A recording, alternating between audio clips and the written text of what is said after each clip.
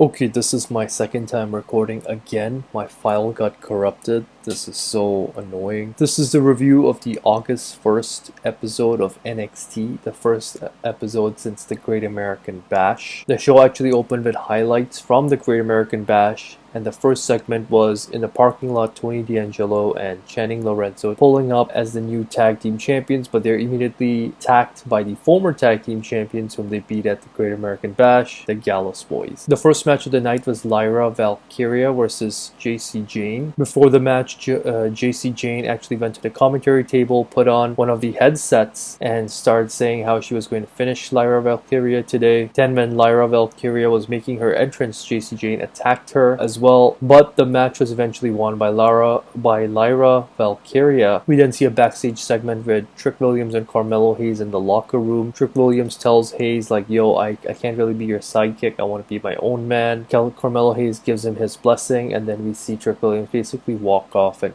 teasing a solo singles run. Dominic Mysterio and Rhea Ripley then come out, and Dom basically says he's the greatest luchador who's ever lived. And then he's interrupted by Dragon Lee, who says he won't let him disrespect the NXT universe and his heritage like that, but says the greatest luchador of all time is Rey Mysterio. He then challenges Dom for the title, North American title next week. Dom accepts, says Rhea will be in his corner, and Dragon Lee then says he won't be alone either, and Rey Mysterio then appears on the screen. So this was a big surprise. Rey Mysterio says that he'll be in Dragon Lee's corner next week for this title match. We then go backstage once again, and Carmelo Hayes is on the phone when Wesley shows up, angry into the locker room, throwing stuff around, frustrated that he's been on a losing streak lately. The Metaphor faction then show up. They both then start, both sides start brawling with each other. Carmelo Hayes and Wesley on one side, the Metaphor on the other. We then get a match between two big men, Eddie Thorpe and Dijak. Dijak wins. I really like Dijak's entrance, the cinematic mode, the black and white. It's just pretty unique. We then go backstage. Tony D'Angelo's on the phone with someone trying to call in a third member to be their tag team partner for tonight in the 6-man tag team match with the Gallus Boys. Another backstage segment is Dana Brooke watching on her iPad, her beating Cora Jade with a kendo stick alongside Kelani Jordan, her protege. Dana tells Kelani like, hey, you need some aggression, you need to go out there and call someone out, and it looks like we might be seeing that sometime soon on NXT. We then get a tag team match, Elektra Lopez and Lola Weiss versus Yulisa Leon and Valentina Feroz. Elektra Lopez and Lola Weiss win this women's tag team match. We then get a tag team match with Wesley and Carmelo Hayes versus Metaphor. While Metaphor making their entrance, Wesley goes for a suicide dive and they all brawl on the outside. The match finally starts with Carmelo Hayes and Noam Dar in the ring. Towards the end of the match, even though Carmelo Hayes and Wesley had the upper hand, Wesley made a mistake. He accidentally hit Carmelo Hayes, but maybe it wasn't his fault because Carmelo Hayes kind of got in the way. That put Carmelo Hayes out a little bit, and then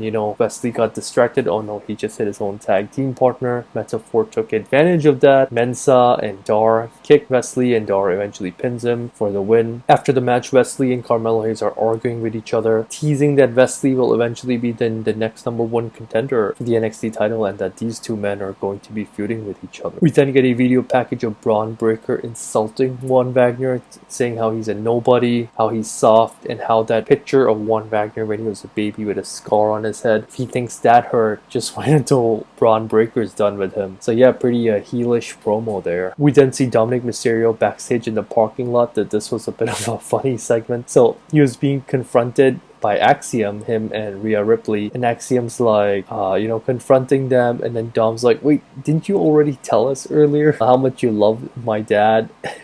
Basically confusing Axiom for Dragon Lee, like he thinks all masked wrestlers look the same. Axiom's like, no, that was Dragon Lee. Dom's like, well then who the hell are you? And then Mustafa Ali shows up, and he's like, hey Dom, I need to talk to you. And then like Axiom's like, yo man, why are you interrupting me? Ali's like, yo, just 1 minute.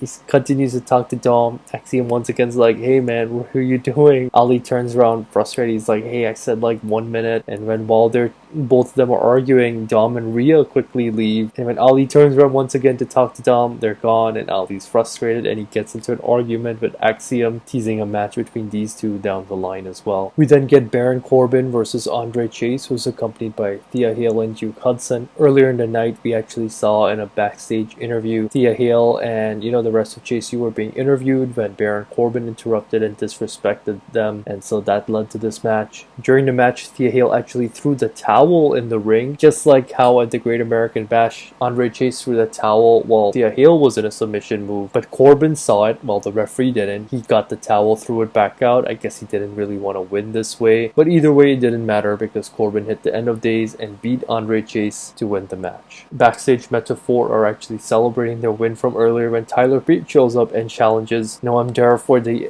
NXT Heritage Cup next week, so we got a match there as well. Then we see another funny in-ring segment. Shizm are in the ring. They're trying to find out who are the two followers with the yellow masks, in the Shizm group who attacked the Dyad last week. So they make all of them come forward one by one and remove their masks. The first two remove their masks without issue. The third one's a bit funny. He removes his mask, removes his jacket, and just some Asian guy dancing around. They're like, yo, you think this is a joke? Get out. They tell another fat guy to get out. Clearly it's not him. Then there are two guys with a yellow mask who, kind of look like the Creed brothers, and then so the Dyad just go ahead and then attack them. And then when they remove their masks, they realize, wait, it's not the Creed brothers. The Creed brothers then show up on a video package and say like, hey, we're just like checking in on you, but clearly it wasn't us. We're not in NXT anymore. We lost that loser leaves town match. And the Creed brothers are in front of a green screen pretending to be on some beach. Joe Gacy then looks at the camera and basically says like, hey, all followers of Shizm around the world,